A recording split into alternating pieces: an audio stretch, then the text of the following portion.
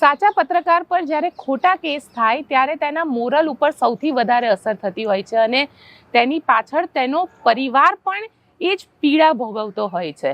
અને તેવામાં ના માત્ર એ વ્યક્તિનું માનસિક સ્થિતિ હોય કે પરંતુ એના પરિવારની માનસિક સ્થિતિની સાથે સાથે તેના પત્રકારત્વને પણ એક અસર થતી હોય છે. અને ઘણી બધી વખત એવું થતું હોય છે કે છેલ્લે એવું થાય કે પત્રકારિતાને છોડો અને આપણે એવું કરો કે જેમાં આપણા ઉપર કેસ ન થાય, પરંતુ આ મોરલ ઉપર અસર થાય, પરિવાર ઉપર અસર થાય અને એની જે ગંભીર અસરો હોય તે અસરો કઈ રીતે વ્યક્તિને દરેક વસ્તુ સામે લડવાની પણ એક તાકાત આપતું હોય છે. તેવી જ વાત આપણે કરીશું આજે, કારણ કે એક પ્રશાંત દયાલ નામની વ્યક્તિ નવજીવન ન્યૂઝના એડિટર છે. તેમના ઉપર આ પહેલો કોઈ મામલો કે પહેલું કોઈ કેસ હમણાં નથી થયો, પરંતુ હા, આ પહેલા દેશદ્રોહનો કેસ પણ તેમના ઉપર થઈ ગયો છે. આ પહેલા બીજા ઘણા એવા કેસ છે જેમનો તેમને સામનો કર્યો છે. પ્રશાંત દયાલ સાથે જ આપણે વાત કરીશું. પ્રશાંતભાઈ, નિર્ભય ન્યૂઝમાં આપનું સ્વાગત છે. સવાલ એક જ કે મોરલ કેટલું આનાથી અસર પામે, કારણ કે તમે જ્યારે સાચું પત્રકારત્વ કરી રહ્યા છો પણ છતાં તમારે કેસ સહન કરવાનો છે. એટલે શરૂઆતના ગાળામાં વાત કરું ને ગોપી, તો ખરાબ લાગતું. આજે છેલ્લો કેસ થયો ને તો સાંજ સુધી મેં કંઈ રિએક્ટ જ ન કર્યું. એટલે મારી સ્ટોરીમાં પણ મેં રિએક્ટ ન કર્યું, મેં મારા મિત્રો વચ્ચે પણ રિએક્ટ ન કર્યું, મેં મારા સ્ટાફ વચ્ચે પણ રિએક્ટ ન કર્યું, કારણ કે એટલું સહજ થઈ ગયું છે. એટલે તું જે પ્રશ્ન પૂછે છે તે મને 10 વર્ષ પહેલાં કદાચ પૂછ્યો હોત કે 15 વર્ષ પહેલાં, તો જુદો જવાબ હોત. આજે જુદો જવાબ છે. આજે એવું કહીશ કે હવે આની ટેવ પડી ગઈ છે. ટેવ પડવી અને એનાથી અસર થાય તમારા પત્રકારત્વને, કારણ કે ઘણા બધા લોકો છે જેને કેસનો ડર પણ લાગતો હોય છે. કારણ કે જુઓ, તમે જ્યારે કોઈ સંસ્થામાંથી કેસ લડતા, મેં તમને ટાઈમ્સ ઓફ ઇન્ડિયાના વખતે પણ જોયા છે, ત્યારે તમારો એક જોશ અલગ હતો. આજે તમે એક ઇન્ડિપેન્ડન્ટ જર્નલિસ્ટ છો. બે ત્રણ વસ્તુ છે. એક વસ્તુ સાચી છે, એટલે ટાઈમ્સ ઓફ ઇન્ડિયા હોય કે નવજીવન ન્યૂઝ હોય કે નિર્ભય હોય કે જમાવટ, ડર છે ને બહુ સહજ પ્રક્રિયા છે. એને તમે નકારી ન શકો. ચોક્કસ ડર લાગે. ડર માત્ર પાગલોને નથી લાગતો, પાગલને નથી લાગતો અને બાળકને નથી લાગતો. તમે બાળક પણ નથી, તમે પાગલ પણ નથી. ડર લાગે, પણ એ ડરને તમે કેટલો તમારી ઉપર હાવી થવા દો. તો ડર લાગવાની પ્રક્રિયામાંથી તો આપણે બધા રોજ પ્રસાર થઈએ છીએ.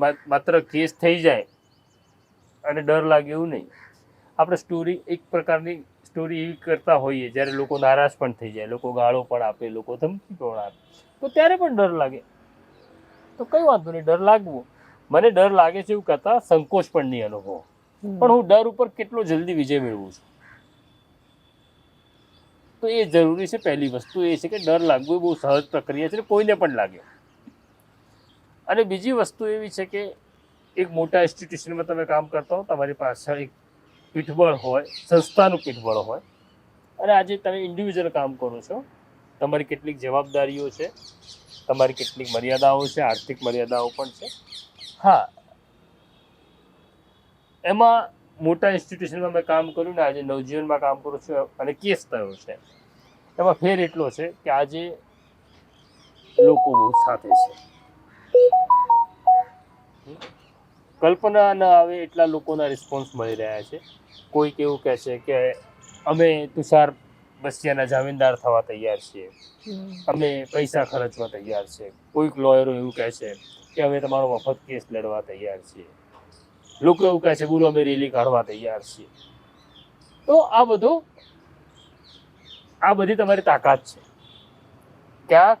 ક્યારે કઈ તાકાતનો ઉપયોગ કરવો એ આપણે નક્કી કરવાનું. આ લોકો આપણને પ્રેમ કરે છે કારણ કે એમને એવું લાગે છે કે આપણે લોકો માટે બોલીએ છીએ અને અમને આ સજા થઈ રહી છે, અમને પરેશાન કરવામાં આવી રહ્યા છે. તો ફેર છે, ચોક્કસ છે. અહીંયા પ્લાનિંગ કરવું પડે છે. ત્યાં તમારું પ્લાનિંગ કોઈક કરતું હોય મોટી સંસ્થામાં, અહીંયા બધું જ તમારે પ્લાન કરવાનું છે. તકલીફ ચોક્કસ છે, પણ તકલીફનો ધંધો તો જાતે પસંદ કર્યો છે. કોઈ કોલર પકડીને તો લાવ્યું નથી કે નહીં હવે તમારે પત્રકાર જ થવું પડશે. પેલું છે ને, તકલીફ તો પડશે બકા, તો વાંધો નહીં, બકા તૈયાર છીએ. અચ્છા, કારણ કે એક પત્રકાર તરીકે મને ઘણી બધી વખત વિચાર આવે કે એક પત્રકાર તો જ સારું લખી શકે અને ખુલ્લે આમ સરકારની એન્ટી એસ્ટાબ્લિશ કરી શકે જો એને ફેમિલી સપોર્ટ સારો હોય.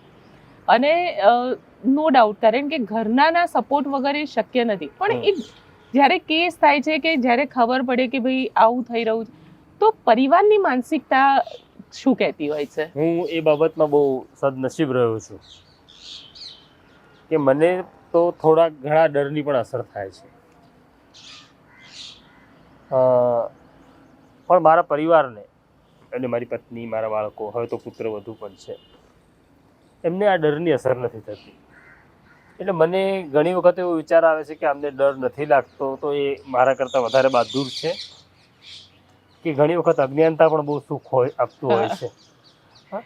તમને જ્ઞાન ડરાવતું પણ હોય છે, પણ સદનસીબ છું હવે એમનું કાયદા પ્રત્યેનું અજ્ઞાન છે, એમનામાં રહેલી હિંમત છે, પણ છતાં એ લોકો બહુ બહાદુર લોકો છે મારા કરતાં.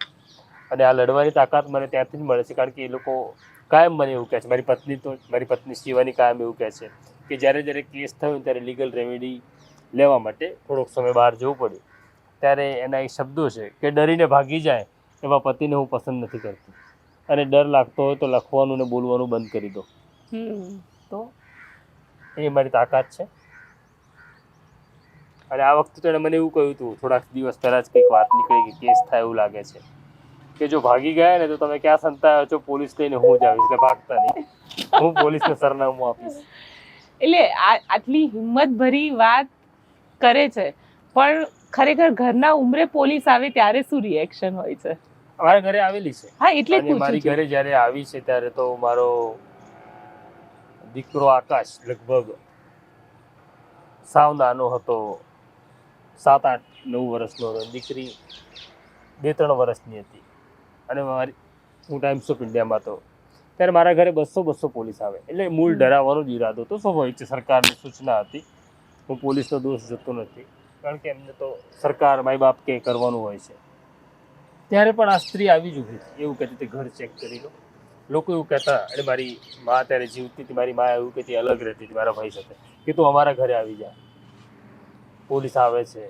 તો એવું કહેતી કે હું પણ જતી રહું ઘર છોડીને તો લોકો એવું માનશે કે આ બધા ડરી ગયા છે. તો ડરવાનું નથી, ઊભા રહેવાનું છે. અને ડર કે આગે જીતે. એટલે પોલીસ હમણાં બહુ સરસ લાગે કે ડર નથી લાગતો, પણ એને તો પોલીસને ફેસ કરી છે. અમારા દરવાજે પોલીસ આવીને ઊભી છે, રહેતી હતી તો પણ એ ઊભી રહેતી હતી, ઘરમાં જ રહેતી હતી. અચ્છા, મિત્રો તો તમને 100 મળે છે, પણ શું થાય છે જ્યારે કેસ થાય છે અને પ્રશાંત દયાલ કોઈને ફોન કરે તો નામ ઘણું મોટું છે, કોઈ પણ વ્યક્તિ પ્રશાંત દયાલ નામ પૂરતું છે, પરંતુ તમારી ફોન પછી તમારી સાથે ઊભા રહેનારા કેટલા હોય છે? જો એ તો કાયમ માટે થાય છે, એટલે ખાલી આ કિસ્સાની અંદર આપણે વાત કરીએ એવું નહીં કે બધા જ કિસ્સામાં આ સંખ્યા ખૂબ નાની હોય છે. અને એ જે નાની સંખ્યા છે એ નાની સંખ્યા મારી સાથે આજે પણ ઊભી છે. પણ જેમ જેમ કેસ થતા ગયા એમ મારા મિત્રોની સંખ્યા ઘટતી ગઈ.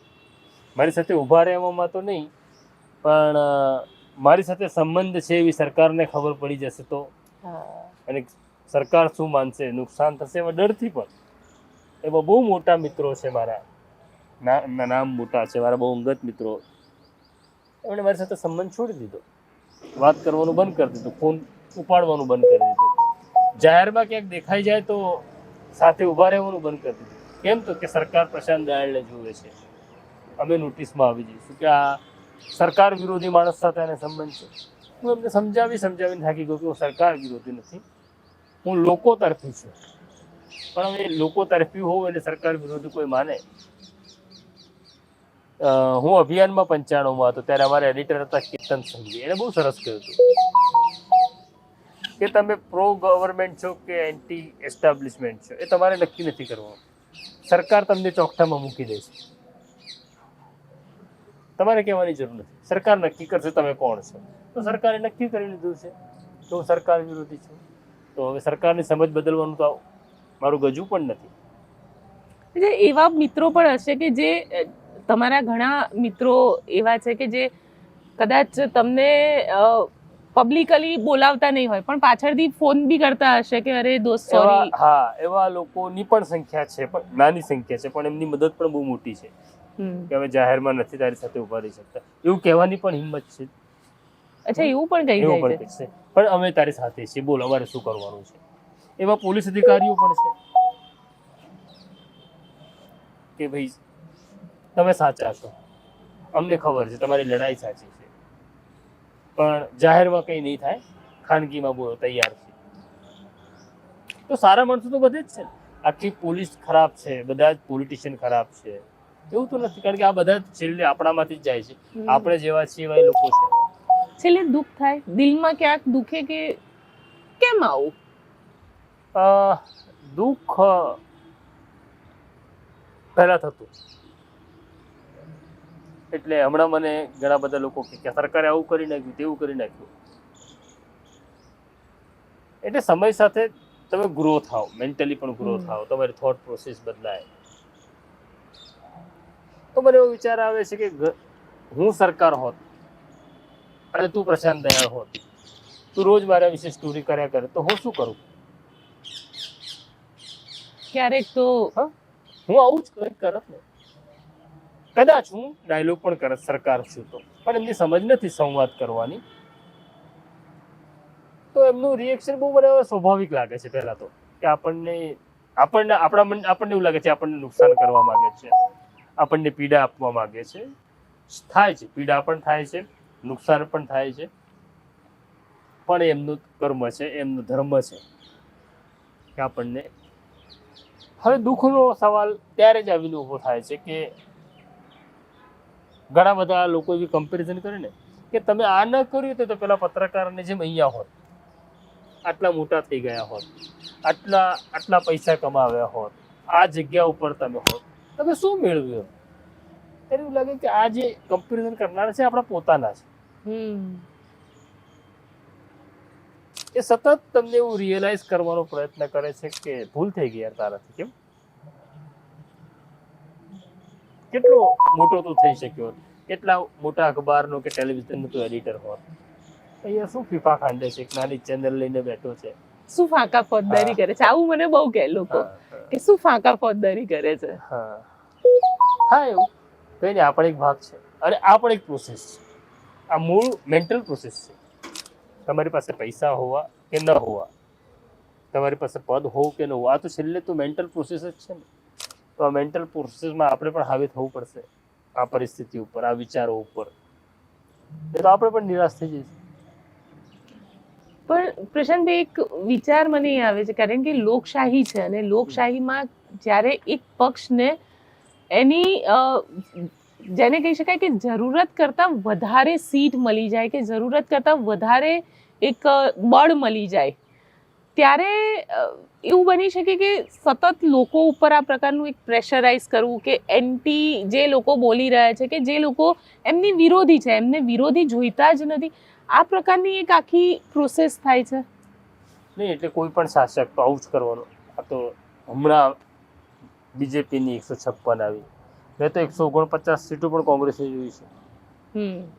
ત્યારે પણ આવું જ થતું. એટલે અત્યારે કોંગ્રેસ ભલે લોકશાહીની, પત્રકારોની સ્વતંત્રતાની વાત કરે, મેં દોર પણ જોયો છે, હમણાં જેવું જ કરતા હતા.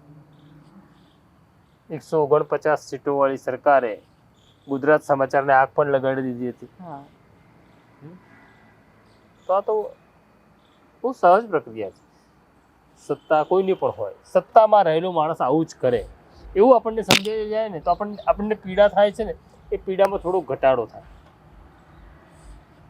અને પણ સાથે સાથે તમારે ધ્યાનમાં એવા કયા કેસ છે કે જેની અંદર તમને ખુદ પોલીસના અધિકારી આવીને કીધું હોય કે પ્રશાંતભાઈ આ ના કરતા એમ, પણ તમને લાગે કે ના આ વસ્તુ જરૂરી છે, લોકો માટે આ વસ્તુને બતાડવી પડશે મારે?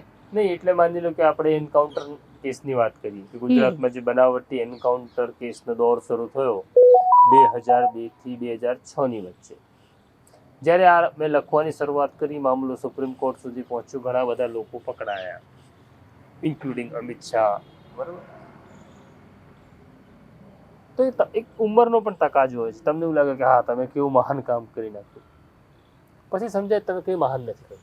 હમ. આ કુદરતનો ક્રમ હતો, કુદરતના ક્રમમાં તમે નિમિત્ત બન્યા છો. એ કુદરત તમારી પાસે કરાવવા માંગતી હતી ને તમે કરી નાખ્યું છે. એટલે એ જે અહોભાવ વાળો કે મહાન કામ કરી નાખવા વાળો ભાવ પણ ઉતરી જાય છે ધીરે ધીરે.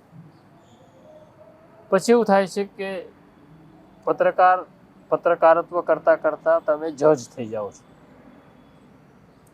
તમે ન્યાય કરવા લાગો છો અંદરથી કે આ સાચું, આ ખોટું, આ ગુનેગાર, આ નિર્દોષ.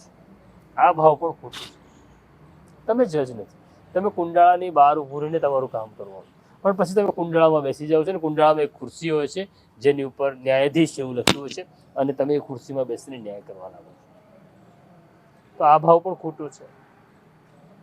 એટલે જ્યારે આ લોકો જેલમાં ગયા ત્યારે તમે બહુ મહાન કામ કરીને કહું કહેનારા આપણી આસપાસના લોકો હોય, એક માહોલ ઊભો કરે અને તમે પાછા એ માહોલમાં જોડાઈ જાઓ. પછી એવો વખત આવ્યો કે આ લોકો છૂટી ગયા. છૂટી ગયા તો 8-10 વર્ષ જેલમાં રહ્યા. ત્યારે આ જ લોકો પાછા લો તમે શું કર્યું, છૂટી ગયા. એટલે તમને લોકો ઘરે છૂટી ગયા, મેં આટલી મહેનત કરી. તો એ મહેનત કરી એટલે તમે કંઈ કરી શકતા જ નહોતા. તમે આ જ્યુડિશિયરી પ્રોસેસનો હિસ્સો નથી, તમે ઇન્વેસ્ટિગેશન ઓફિસર નથી. તો પેલું આખી તમને રિયલાઇઝ કરાવે કે નિષ્ફળતા છે, તમારું રિપોર્ટિંગ નિષ્ફળ ગયું. પણ આવી ઘટનાઓનો ખૂબ વિચાર કર્યો. તો મેં મારી જાત સાથે મને વાત કરવાની ટેવ છે. એટલે પહેલાં સમજાયું કે તું જજ નથી, એટલે તું જજ તરીકે ની ભૂમિકામાંથી બહાર આવવાનું, ભવિષ્યમાં જજ થવાનો પ્રયત્ન ન કરીશ. અને બીજી વાત કે મારો મકસદ આમને સજા કરાવવાનો હતો. વાંધો શું હતો કે ભાઈ બનાવટી એન્કાઉન્ટર ન થવા જોઈએ. તો 2006 પછી ગુજરાતમાં બનાવટી એન્કાઉન્ટર થયા નથી. તો મોટિવ તો સૌ થયો. તો એક જ ઘટનાને આપણે અલગ અલગ પર્સપેક્ટિવથી કેવી રીતના જોઈએ છે, હાથી જેવું છે. પણ એ ઉંમર સાથે જ આ સમજ બદલાય. અને જો કોઈને વહેલી આ સમજ આવી જાય તો ઈશ્વરની બહુ મોટી કૃપા સમજવી. પણ અત્યારે આખું મીડિયામાં એક નવો દોર શરૂ થયો છે. જેટલા બી લોકો અત્યારે આવી રહ્યા છે એ લોકો મતલબ ક્યાંક ને ક્યાંક કોઈક એક પોલિટિકલ પાર્ટીને ખુશ કરવા માટે કામ કરી રહ્યા છે. આ જે નવી જનરેશન છે એ લોકો માટે શું કહેશો? જો એ ખુશ કરવા વાળો ભાવ નવી જનરેશનમાં છે એવું નથી. હા, એ બધા 30 વર્ષ પહેલા પણ આવું છે. ત્યારે પત્રકારોને, ત્યારે માલિકોને, કોંગ્રેસને ખુશ કરવી. હા, તો ખુશ કરવા વાળો ભાવ આવ્યો ક્યાંથી?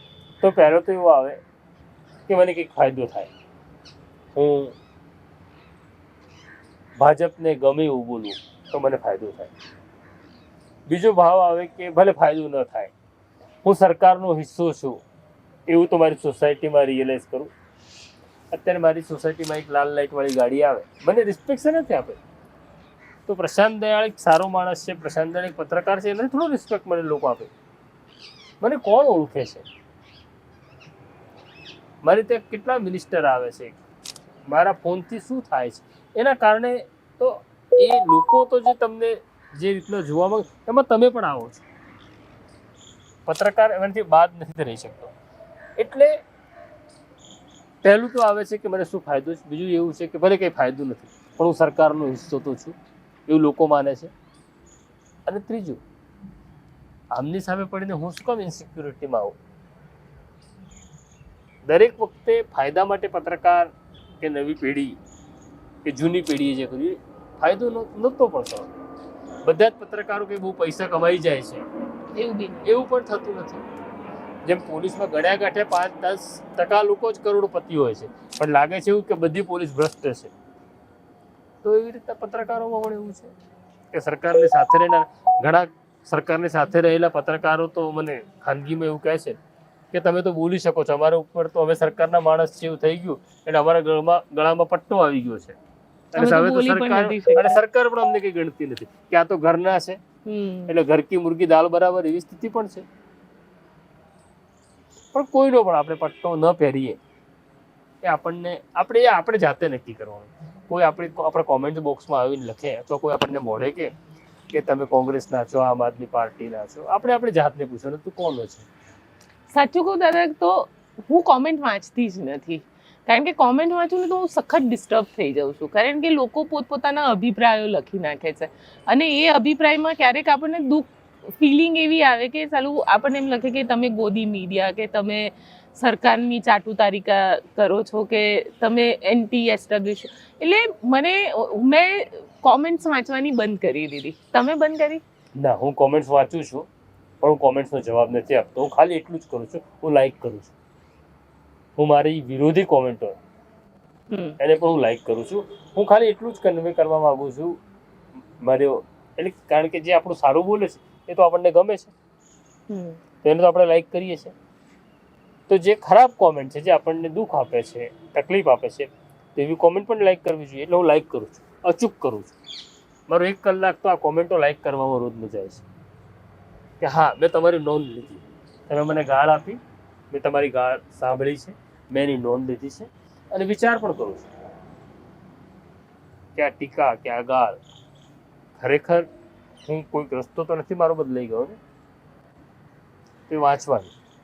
પણ જ્યારે એ કોમેન્ટો પર્સનલાઇઝ થઈ જાય, બહુ જ પર્સનલાઇઝ થઈ જાય, તમારા ઘર સુધી આવી જાય, એક્ઝેક્ટલી તમારા ચારિત્ર વિશે વાત કરવા લાગે અને છેલ્લે ગાળમાં આવે, તો કઈ વાંધો નહીં યાર. જેને જે શીખવા મળ્યું છે, જેની જે સમજ છે એવી કોમેન્ટ કરશે ને. પણ એ ડિસ્ટર્બ ના કરે? થાય ને. એમાં પણ એને પણ હાવી નહીં થવા દેવાની. તમને કોઈ સારું કહે છે તો નથી ગમતું, ગમે છે ને તો યાર લોકો ગાળ દઈ જાય. મને એક માણસે બહુ સરસ શીખવાડ્યું કે તમે કોઈ તમને ગાળ દે, તમને ખરાબ લાગે છે, તમે રસ્તે જઈ રહ્યા છો, તમે જુઓ છો કે પાગલ માણસ તમને ગાળ બોલે, તો તમને ગાળની અસર થાય છે? બસ પછી ગાળ બોલે છે એને માની લે પાગલ છે, એનું મન શાંત નથી, એના મનની બીમારી છે. એના મનની બીમારીથી હું શું કામ? ઘણી વખત એવું થાય, કોમેન્ટ સુધી જવા દો, ફોન કરે અને ગાળો બોલે. વાત સાચી. ત્યારે હું એને કહું છું કે પહેલા સાંભળી લઉં છું, સમજાવવાનો પ્રયત્ન કરું છું, પછી એવું કહું છું મને એવું લાગે છે આપણે 1 દિવસ પછી વાત કરીએ તો. કારણ કે એ જે રીતના રિએક્ટ કરે, કોઈ વખત એવું પણ બને કે હું પણ ટેમ્પર ગુમાવું મારું, હું પણ એની જ ભાષામાં હું એને એવું કહું તો આપણે 1 દિવસ પછી વાત કરીએ. અને પછી 99% કિસ્સામાં ફરી ફોન નથી આવતો, કારણ કે એ પણ ગુસ્સામાં રિએક્ટ કરતો હોય.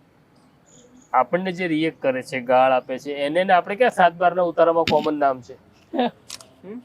એટલે લોકો એવું કહે છે મને ઘણી વખત કે તમે નરેન્દ્રભાઈના વિરોધી છો, અમિતભાઈના વિરોધી. તો હું કહું છું ના, અમારા બંનેના ખેતરના શેડા એક નથી કે અમારે કોઈ ઝઘડો ચાલતો હોય પાણી વાળવાનો, એવું બી નથી, એવું પણ નથી. અમે કઝિન બ્રધર પણ થતા નથી. તો અમે અમારું કામ કરીએ છીએ. પણ એટલે એન્કાઉન્ટર કેસમાં મેં આ જોયું કે એન્કાઉન્ટર કેસમાં જે અધિકારીઓ જેલમાં ગયા હતા ને આજે ફરજ ઉપર છે, કામ કરે છે, ઘણા રિટાયર છે, એ લોકો સાથે આજે મારી બહુ સારી મિત્રતા, અને એની ક્રેડિટ એમને જ આપવી પડે કે એ લોકો મને મિત્ર તરીકે સ્વીકાર્યો. હું પૂછું છું એમને આવું કેમ, તો કે પહેલા તમે ગયા, અમે જેલમાં ગયા એટલે અમે એવું માનતા તો તમે આ રિપોર્ટિંગ કર્યું, પણ એવું નહોતું. પેલો પાછો કુદરતનો ક્રમ આવે છે કે કોઈ ચહેરો આપણને દેખાય છે, આને મને નુકસાન કર્યું, એ તો ક્રમ હતો, ચહેરો તો ઈશ્વરે ઊભો કર્યો. અને પછી અમે તમને ડરાવ્યા, અમે તમને ધમકાવ્યા, અમે તમને પૈસા ડાયરેક્ટ ઇનડાયરેક્ટ વેમાં મોકલવાનો પ્રયત્ન કરો, તમે આનાથી પર રહ્યા. એટલે લાગ્યું કે તો શું છે કે તમે તો તમારું કામ જ કર્યું, તો શેનો ઝઘડો છે? તો ઝઘડો જ નથી આજે અમારી વચ્ચે. તે મારા મિત્રો છે કે જેમણે જિંદગીમાં 7, 8, 10 વર્ષ જેલમાં પસાર કર્યા અને એવું માનીને કે મેં સ્ટોરી લખી માટે જેલમાં ગયા.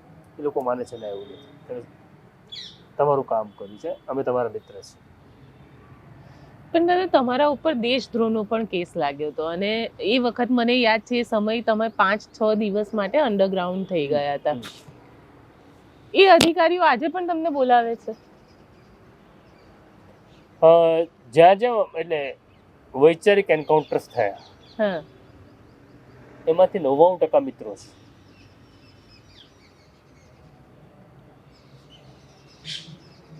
એટલે આ કેવી રીતના થઈ રહ્યું છે ખબર નથી પડતી.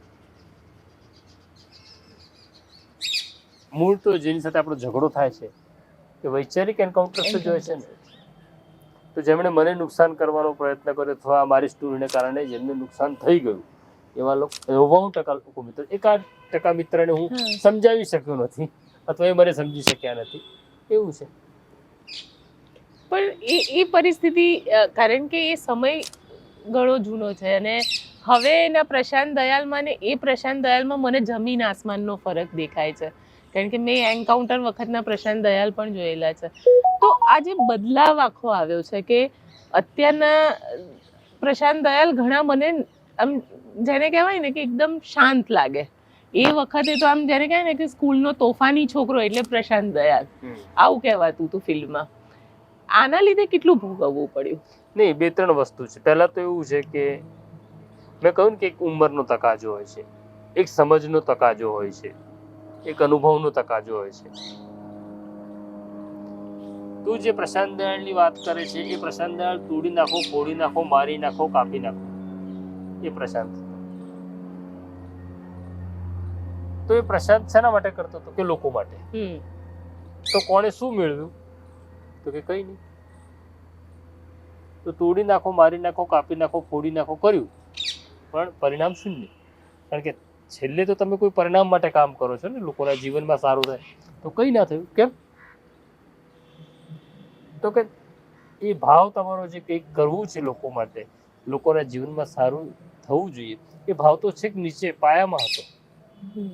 એની ઉપર તો તમારો ગુસ્સો હતો, એની ઉપર તમે પત્રકાર છો એવો એક હાવ હતો, મલ્ટિપલ લેયર એના ઉપર હતી. મૂળ વાત દબાઈ ગઈ.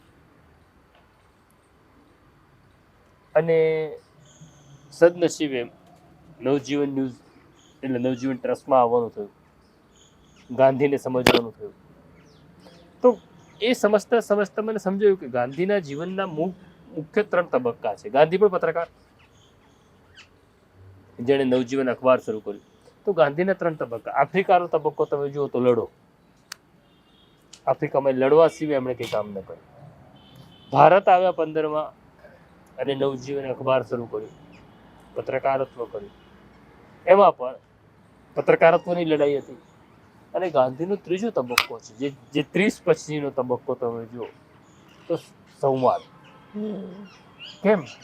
તો કે છેલ્લે તો તમારે કંઈક લેવું છે, લોકો માટે કંઈક કરવું છે. તો સંવાદથી જો પતતું હોય તો શું કામ લડવું છે તમારે? તો એમાંથી હું શીખ્યું. એટલે ઘણી વખત એવું થાય કે લોકો પ્રશ્ન લઈને આવે તો એક પત્રકારની શું આમ દેશી ભાષામાં કહીએ તો ચૂલ શું હોય કે સ્ટોરી કરીને. તો હું ઘણા બધા કિસ્સામાં હવે એવું કરું છું કે એનો પ્રશ્ન સાંભળીને હું કન્સર્ન ઓફિસર સાથે વાત કરું છું. જેનો પ્રશ્ન પૂરો થતો હોય તો શું કામ સ્ટોરી કરવાની? જેનું કામ જ થતું હોય તો એવી 20% સ્ટોરીઓ હશે કે જે સ્ટોરી જ નથી થતી પણ કામ થઈ જાય છે. આ વિચાર બદલાયો ગાંધીને સમજ્યા પછી. યાર ડાયલોગ તો કરો. હમણાં જ એક સિનિયર લીડરે મને એવું કીધું, તમે લડ્યા કરો છો, ક્યાં સુધી લડશો? બધું નથી લડવું, આપણે ડાયલોગ કરવો છે, પણ સામે કોઈ હોવું તો જોઈએ. વાત કરવા વાળું તો કોઈ જોઈએ ને. અત્યારે સ્થિતિ એવી છે કે વાત કરવા વાળું કોઈ નથી. દિવાલ સાથે તમે વાત કરશો. અને મોટિવ શું છે આ બધું કરવા પાછળનો? ચાલો આપણે લડ્યા, ઝઘડ્યા, પોલીસ કેસ થયા, તમે મારી ઉપર કર્યા, મેં તમારી વિરુદ્ધ લખ્યું, બોલ્યું, છેલ્લે શું જોઈએ છે? અને એક દિવસ આ બધું ભૂલાઈ જાય છે ગોપી. કોઈ ચિરંતકાલીન કંઈ હોતું જ નથી. આપણે બીજા બધાની વાત ન કરી, પત્રકારત્વની વાત કરી, આમ થોડુંક પાછળ ફરીએ તો 15 કે 20 વર્ષ પહેલા જે પત્રકારોએ બહુ સરસ કામ કર્યું હતું અને બહુ મોટા માણસ હતા, છેલ્લે શું ભૂલાઈ ગયા? બધું આપણે પણ ભૂલાઈ જઈશું, આપણે નહીં હોઈએ ત્યારે. પણ આપણે જે કામ કરી જઈશું, જો ખરેખર એ જર્નલિઝમને કારણે લોકોના જીવનમાં થયેલું કામ છે, એ અગત્યનું છે. અને પરિવર્તન જરૂરી છે. દાદા, એક સવાલ એ થઈ રહ્યો છે કે જ્યારે મજીઠિયા કમિશન થયું અને મજીઠિયા કમિશન બાદ તમારી નોકરી લઈ લેવામાં આવી, ઘરે ભાભીનું શું રિએક્શન હતું? એટલે મારી પાસે નોકરી નથી એવું તો લગભગ 4-5 મહિના ઘરે ખબર જ ના પડી, કારણ કે જે મારી સ્ટાઇલ હતી કામ કરવાની. પહેલાં તો એવું છે કે જેમ જેમ મારો પગાર વધતો ગયો એમ કોઈ દિવસ મેં ઘરે કહ્યું નહીં, પણ હું બચાવતો ગયો પૈસા. મને ખબર હતી કે આ આપણો જે સ્વભાવ, આપણી પ્રકૃતિ અને પ્રાણ છે કે બહુ લાંબુ ટકે નહીં, એટલે પૈસા હું કાયમ માટે બચાવતો રહ્યો. એટલે દર મહિને ઘર ચલાવવા એને જે જોઈએ તો એને પહેલી તારીખે મળી જતો હતો. અને હું જે રોજ પ્રમાણે સવારે નીકળી જતો એવી રીતના નીકળી જતો અને રાત્રે મોડો પાછો આવતો. એટલે મારી પાસે કામ નથી એવું એને ખબર ના પડી. અને એને જ્યારે ખબર પડી કે મારી પાસે કામ નથી ત્યારે એને ટેન્શન નહોતું, કારણ કે મારી આ કે પહેલી નોકરી ગઈ નહોતી, આગળ 22-23 નોકરીઓ જતી રહી હતી. એટલે એને એવું હતું કે આ કંઈક કરી લેશે. પણ એક મજાનો કિસ્સો કહું કે એને ખબર પડી કે મારી પાસે નોકરી નથી ને હાઈકોર્ટમાં મારો કેસ ચાલે છે, ત્યારે એણે પેલા ટૂચકા ક્યાંક સાંભળ્યા હશે એ પ્રમાણે તપેલીમાં, અમારા ઘરમાં એક નાનકડી ચાંદીની ગણપતિની મૂર્તિ હતી, એને પાણીમાં ડૂબેડી દીધી અને ઉપર પાણી ભરી દીધું એના માથા સુધી. શું વાત કરો છો? એટલે મેં પૂછ્યું કે આ શેના માટે છે?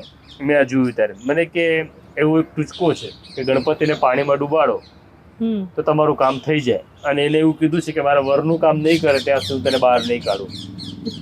પછી તો હાઈકોર્ટના કેસ ચાલતા હતા, લાંબો ટાઈમ ચાલ્યો. કેટલા દિવસ એટલે મેં મહિના પછી એને કીધું કે તું આ બિચારા ગણપતિને બહાર કાઢ, એને હાઈકોર્ટના કેસની પ્રેક્ટિસ નથી, એના કામ નથી આવડતું બિચારાને, એને નિમોનિયા થઈ જશે, પછી એને ગણપતિને બહાર કાઢ્યો, નિમોનિયા થઈ જશે એવું કહ્યું. પણ દાદા, કારણ કે ચલો માની લઈએ કે ભાભીને આદત નથી, પણ તમને પણ ટેન્શન હતું? મને ટેન્શન ચોક્કસ હતું. એનું કારણ એવું હતું કે એક તો મને લડવાની ટેવ હતી, પણ હાઈકોર્ટમાં જઈને લડવું અને એમાં તારીખો પડ્યા કરે. જ્યારે રિપોર્ટિંગમાં તમે હાઈકોર્ટમાં જાઓ ને તારીખ પડે બીજા કોઈના કેસ, તમને બહુ સહજ લાગે. પછી સમજો કે સાલા આપણા કેસની આમ નંબર હોય 150માં, તમે સવારના 11 વાગ્યાના જઈને બેઠા હો અને સાંજે 6 વાગે 112મો જ નંબર આવે, તમારો નંબર જ ન આવે, તારીખ પાછી આવે, તો ડર લાગતો, ચિંતા થતી, ઘણું બધું થતું. એક સામાન્ય માણસને થાય એવું બધું જ થતું. અને એમાંથી પછી બહાર આવવું ને એમાંથી બહાર આવ્યા પછી કેસ જીતી ગયા પછી મોટો આઘાત તો ત્યારે હતો કે સારું તમને તો કોઈ કામ આપવા તૈયાર નથી. કેમ? તો કે તમે માલિકો સામે લડો છો. અને પછી ખરેખર કોઈએ કામ ન આપ્યું. નવજીવનમાં મારા મિત્ર છે વિવેક દેસાઈ, એને કામ આપ્યું. અમે સરસ જેલનો પ્રોજેક્ટ કરીએ છીએ, જેલમાં ભણાવીએ છીએ, નવજીવન ન્યૂઝ ચલાવીએ છીએ, જર્નલિઝમ કોલેજ ચલાવીએ છીએ. એટલે પછી નોકરીવાળી લાઈફમાંથી બહાર નીકળી ગયા? હા, નોકરીવાળી લાઈફમાંથી બહાર નીકળ્યા. ચલો, આ તો પ્રશાંત દયાલ ઘણા બધા કેસનો સામનો એમને કરેલો છે, અને જ્યારે કેસ થાય છે ત્યારે કેવી સાયકોલોજીનો સામનો કરવો પડે છે તેના વિષય ઉપર વિસ્તૃત વાત કરી. અને સૌથી ઇન્ટરેસ્ટિંગ વાત કે જે એમને ભાભીની કીધી કે ગણપતિને ડૂબાડી દીધા હતા, કદાચ તમારા ઘરમાં પણ આવું જ કંઈક થતું હશે અને આ દરેકના ઘરમાં એક કોમન વસ્તુ પણ છે. આપને અમારો રિપોર્ટ કેવો લાગ્યો મને ચોક્કસથી જણાવજો, અને અમારી ચેનલ નિર્ભય ન્યૂઝને લાઇક, શેર અને સબસ્ક્રાઇબ કરવાનું ભૂલશો નહીં. આભાર.